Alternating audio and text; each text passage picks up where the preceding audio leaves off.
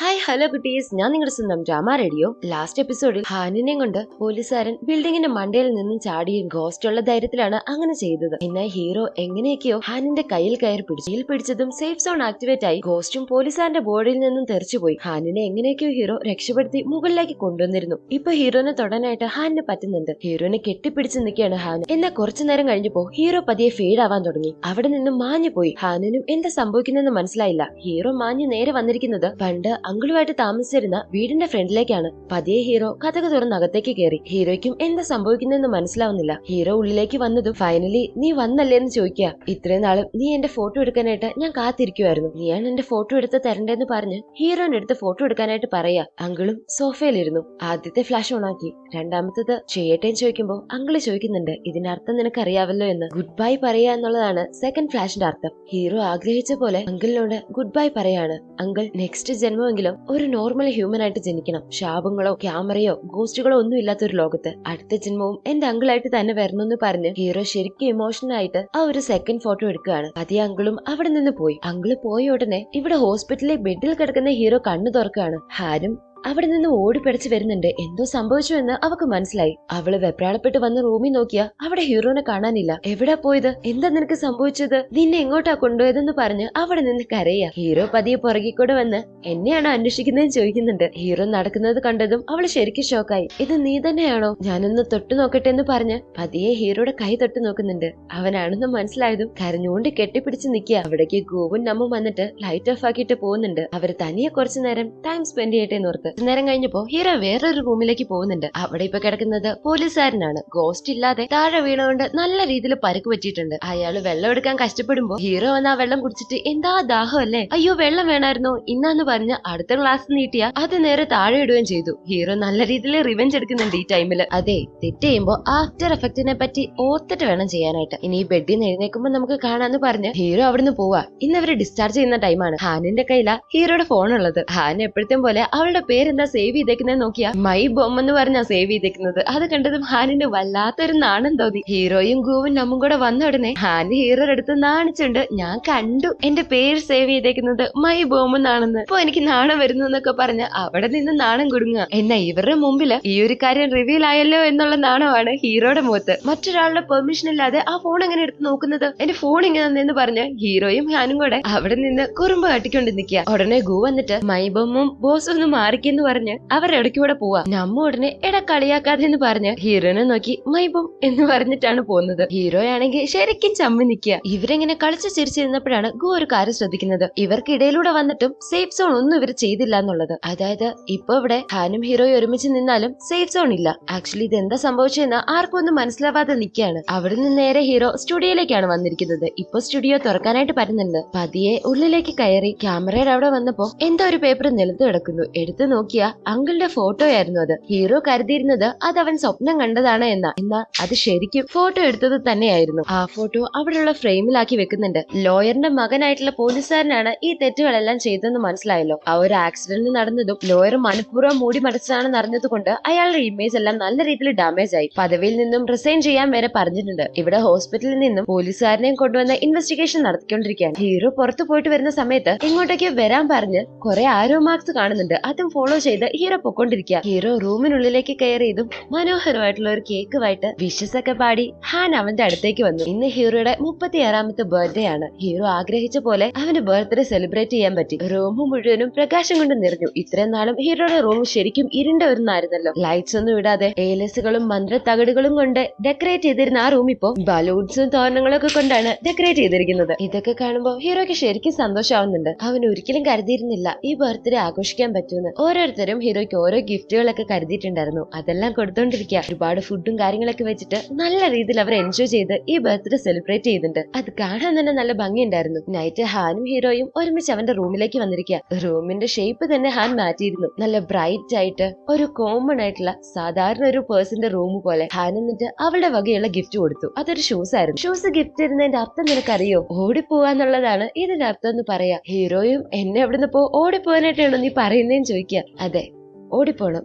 ഈ ഒരു ശാപത്തിനും ഒരു നല്ല ലൈഫിനും നോർമൽ ആയിട്ടുള്ള ഒരാളാവാനും നീ ഇവിടുന്ന് ഓടിപ്പോണം. പക്ഷെ എങ്ങോട്ട് ഓടിപ്പോയാലും ഞാൻ ഒപ്പം കാണുമെന്ന് പറഞ്ഞ് അവരെങ്ങനെ സംസാരിച്ചോണ്ടിരുന്നപ്പോ ഹാൻ ഇവിടുന്ന് പോവാനായിട്ട് തുടങ്ങുന്നുണ്ട്. ഹാൻ പോവാന്നറിഞ്ഞതും അയ്യോ എന്റെ വയറ് വേദനിക്കുന്നേന്ന് പറഞ്ഞ് ഒരു കള്ള വയറുവേദനയൊക്കെ പറഞ്ഞ് ഹാനിനെ അവിടെ പിടിച്ചു നിർത്തി. ഹാനും വെപ്രാളത്തോടെ എന്താ പറ്റിയെന്നൊക്കെ ധൃതി പിടിച്ച് ചോദിക്കുന്നുണ്ട്. ഹീറോ ആണെങ്കിലോ ഉടനെ ഹാനിനെ കയറി കിസ് ചെയ്തു. ഓഹോ എന്നെ ട്രിക്ക് ചെയ്ത് നിർത്തുവല്ലേന്ന് പറഞ്ഞ് ഹാനും ഹീറോയും കൂടെ അവിടെ കളിച്ചോണ്ടിരിക്കുന്ന സമയത്ത് ഹീറോയുടെ ഷോൾഡർ ശരിക്കും വേദന എടുക്കാൻ തുടങ്ങി. നോക്കിയാ അവിടെ ഉണ്ടായിരുന്ന ആ ഒരു മാർക്ക് ഫെയ്ഡായി തുടങ്ങിയിരിക്കുന്നു. അത് നന്നായിട്ട് തന്നെ പോയിന്ന് പറയാം. ഹാനിത് ഹീറോയുടെ അടുത്ത് പറയുന്നുണ്ട്. ഹീറോയ്ക്കും ഒന്നും മനസ്സിലാവുന്നില്ല. ഹീറോ നേരെ സ്റ്റുഡിയോയിലേക്ക് വന്നിരിക്കാം. ഗു നാം നിങ്ങൾ രണ്ടുപേരും ആഫ്റ്റർ ലൈഫിലേക്ക് പോവാനായിട്ട് റെഡി ആയിക്കോളൂ. പെട്ടെന്ന് തന്നെ ഈ സ്റ്റുഡിയോ ക്ലോസ് ആകുമെന്ന് പറയാ. ഈ കാര്യം കേട്ട ഉടനെ ഞാൻ ചിന്തിച്ചത് കിമ്മിന്റെ കാര്യം എന്താകുന്ന. ഇത് കേട്ടപ്പോ ഗു ശരിക്കും അപ്സെറ്റ് ആയി. കുറച്ചു നേരം കഴിഞ്ഞപ്പോ പുറത്ത് നിൽക്കുന്ന നമ്മിന്റെ കൈയൊക്കെ ബ്ലാക്ക് ആവാൻ തുടങ്ങിയിരിക്കുന്നു. നം പതിയെ ഈവിൾ സ്പിരിറ്റ് ആയി മാറാൻ തുടങ്ങി. അതുകൊണ്ട് ഹീറോ വന്ന ഉടനെ ഞാൻ പെട്ടെന്ന് തന്നെ ആഫ്റ്റർ ലൈഫിലേക്ക് പോവാൻ ഡിസൈഡ് ചെയ്തിട്ടുണ്ട്.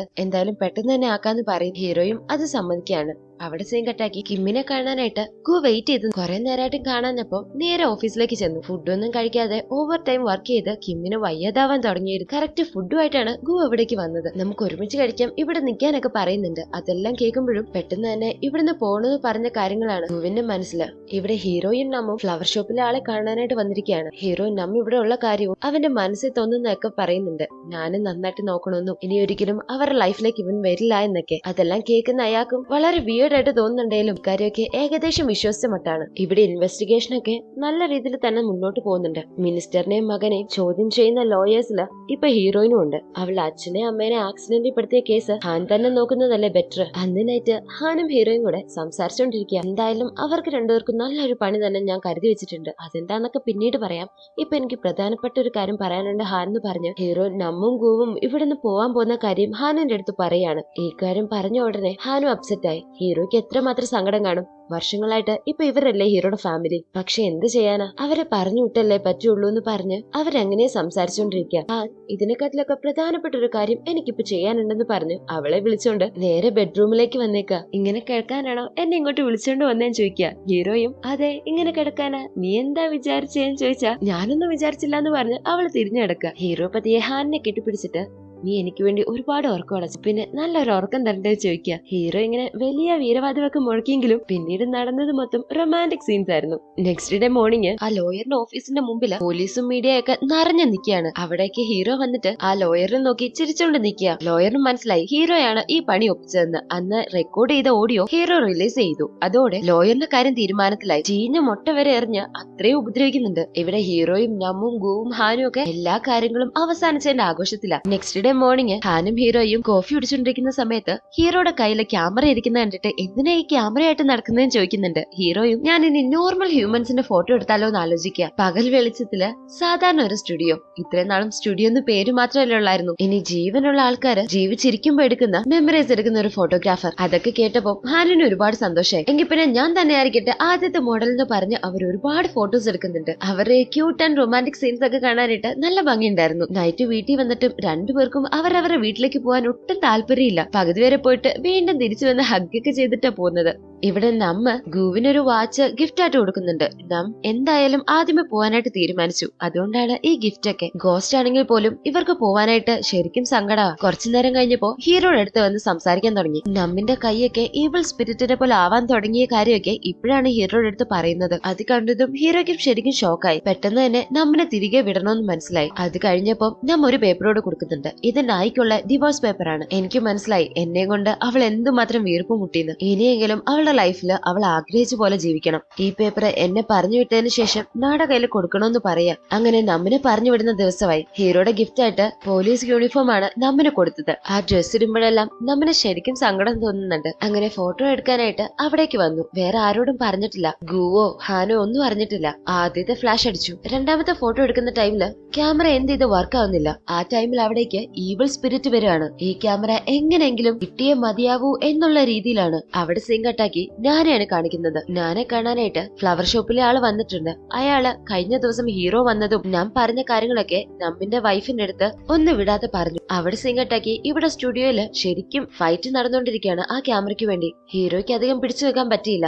നമ്മും ഗോസ്റ്റും ശരിക്കും ഫൈറ്റ് നടത്തിക്കൊണ്ടിരിക്കുക. ആ ക്യാമറ എങ്ങനെയെങ്കിലും രക്ഷിക്കണമെന്ന് കരുതി ആ ഒരു നെതർ വേൾഡിന്റെ ഡോറ് തുറക്കാനായിട്ട് ഹീറോ ട്രൈ ചെയ്യുന്നുണ്ട്. പക്ഷെ പറ്റുന്നില്ല. എങ്ങനെയെങ്കിലും നമ്മിനെ പറഞ്ഞു വിടണമെന്നുണ്ട് ഹീറോയ്ക്ക്. എന്നാ ഡോറ് എന്ത് ചെയ്ത് തുറക്കാൻ പറ്റുന്നില്ല. ഹീറോനെ അറ്റാക്ക് ചെയ്യുന്ന ആ ഒരു സ്പിരിറ്റിനെ നം വന്ന് വീണ്ടും തടയുന്നുണ്ട്. എത്രയൊക്കെ ശ്രമിച്ചിട്ടും നമ്മിനുള്ളിലെ ഈവിൾ സ്പിരിറ്റ് പുറത്തേക്ക് വന്നു.